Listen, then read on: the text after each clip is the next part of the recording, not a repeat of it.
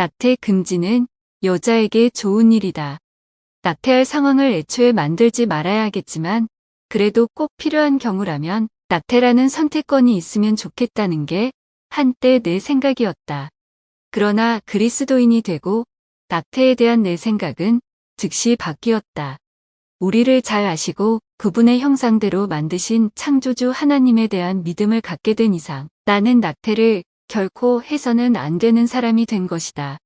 그러나 나는 여전히 낙태를 찬성하는 쪽이었다.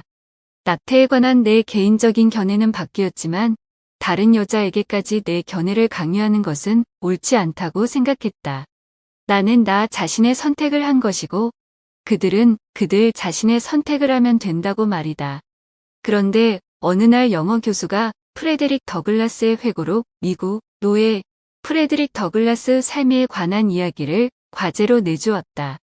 그 책에서 더글라스는 자기가 만난 사람들 중에서 가장 큰 절망을 준 이들은 다름 아니라 개인적으로 노예제도가 잘못되었다는 것을 알고 있지만 굳이 남부지역 노예제도에 저항하지는 않는 남과 북의 접경 지역에 사는 사람들이라고 말했다. 그들 중에는 법을 따른다는 핑계로 탈출한 노예를 노예주에게 돌려주는 사람도 있었다. 그들의 추론은 이것이다. 나야 노예도 사람이라고 믿지만 내 이웃은 노예가 자기 소유물이라고 믿는다.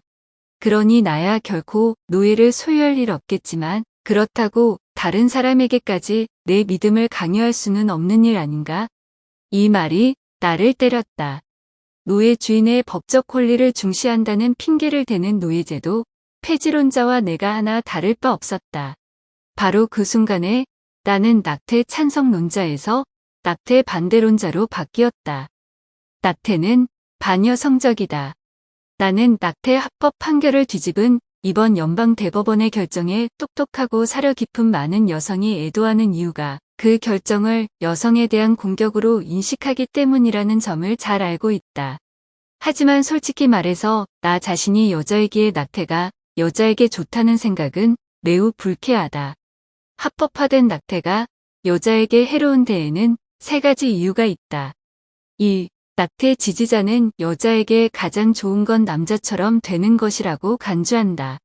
우리 사회는 사실상 남자에 의해 형성된다. 대부분의 사회 기관을 설립한 게 남자이기에 모든 관점은 다 남자 중심이다. 지금까지 미국에서 일어난 모든 여성 권리 투쟁은 여자에게도 남자와 동등한 권리를 달라는 데에 초점이 맞춰져 있었다. 이런 관점은 법적 보호, 권한 부여, 노동력 접근과 관련해서는 아주 유용한 기준이다. 그렇다고 문제가 없는 건 아니다. 남성이 가진 것을 얻으려는 데에만 초점을 맞추면 남자 중심으로 구조화된 사회를 더 영속시키는 부작용을 가져온다. 달리 말해서 여성만이 가지는 고유한 특징이 이바지하는 여성의 가치를 경시함으로써 남성과 동등하게 사회를 형성할 수 있는 여성의 능력을 약화한다. 여자인 우리가 오로지 남자의 관점에 근거해서 무엇이 좋고 무엇이 성공이고 무엇이 사랑스러운지를 정의할 때 우리는 결국 본질적으로 여성적인 부분을 간과하고 평가절하하게 된다. 여자도 성공하려면 남자와 같아야 한다고 믿는 세상에서는 계획하지 않은 임신에 대처하는 최선의 선택은 중단이다. 그러니까 낙태도 얼마든지 좋은 방법으로 보일 수 있다. 계획에도 없는 아빠가 되지 않으려는 남자는 얼마든지 도망칠 수 있는데 왜 여자는 그러면 안 된다는 거지? 게다가 출산을 사회적, 직업적, 경제적 희생을 감수할 가치가 없는 것으로 느끼게 만드는 세상에서 낙태는 오히려 권장해야 할 일처럼 보일 수도 있다. 그러나 나는 이런 수준의 사회에 만족하지 않는다.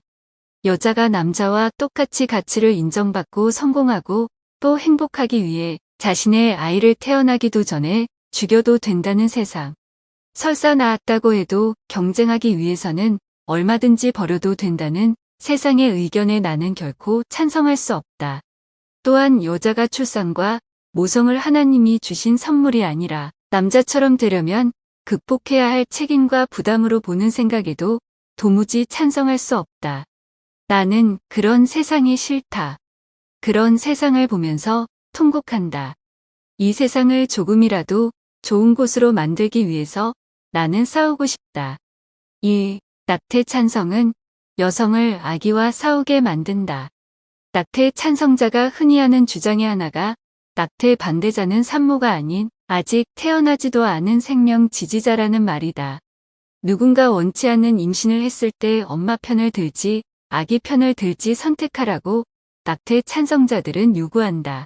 그러나 이런 식의 사고는 임산부에게 너 자신 아니면 아직 태어나지 않은 삶 중에서 양자택일하라고 강요하는 엄청난 부담을 안겨줄 뿐 아니라 잘못된 이분법이기도 하다. 엄마 대 아기라는 대결 구도는 엄마와 아기라는 기적적 관계를 부자연스럽게 뒤틀어버린 비극적인 결과물이다. 적대적 관계와는 거리가 먼 엄마와 아기는 피조물 가운데서 가장 아름다운 유대 관계를 보여준다. 몇 가지를 살펴보자.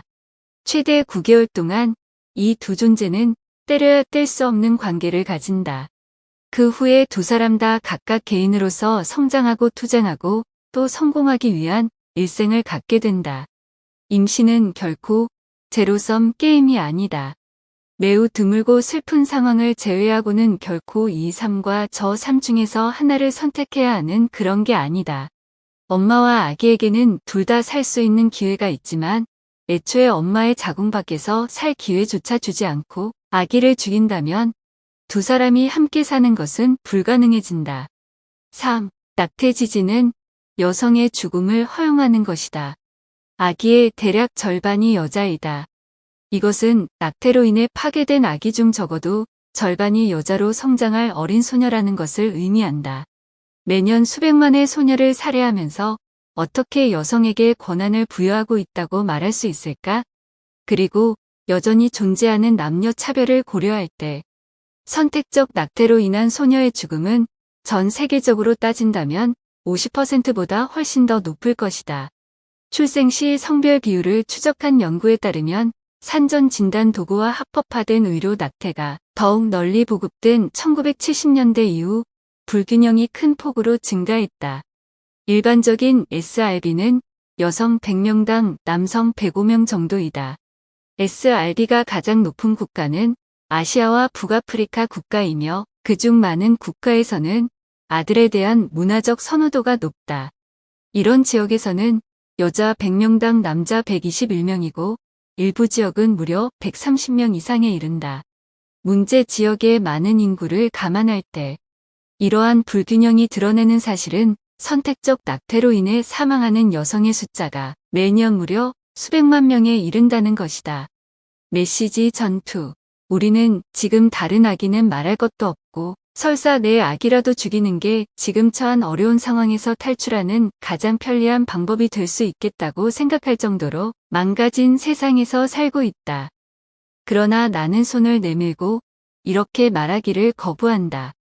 낙태는 필수지요.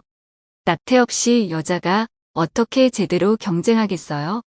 낙태 합법을 금지한 대법원의 판단은 여자에게 좋은 일이다. 자궁에서 아이의 생명을 끝내는 것이 여자를 돕는 선택이라는 거짓말을 거부하는데 이 결정이 이바지할 수 있기를 나는 간절히 바란다. 현재 미국의 일부 주에서는 낙태가 불법이지만 여전히 많은 주와 전 세계 여러 나라에서 합법이다. 법정 투쟁은 계속될 것이지만 그리스도인은 또한 낙태를 둘러싼 메시지 싸움에도 전념해야 한다. 여자와 아기에게 가장 좋은 길이 무엇인지 묻는 질문에 더욱 진실하고 더욱 영구적인 답을 줄 수 있어야 한다.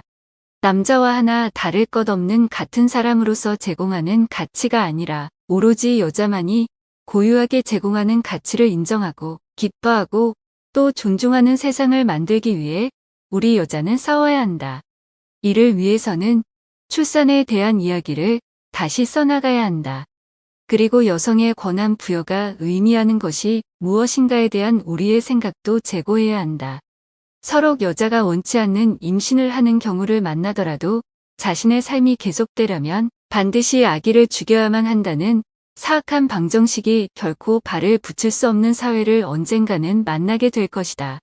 아무리 어려운 상황에서 아기를 가졌다 하더라도 임신을 놓고 낙태라는 타협으로 하나님이 주신 능력과 여성으로서의 부르심을 포기하지 않고 하나님의 은혜로 기꺼이 생명을 끌어안는 선택을 우리 여자는 하게 될 것이다.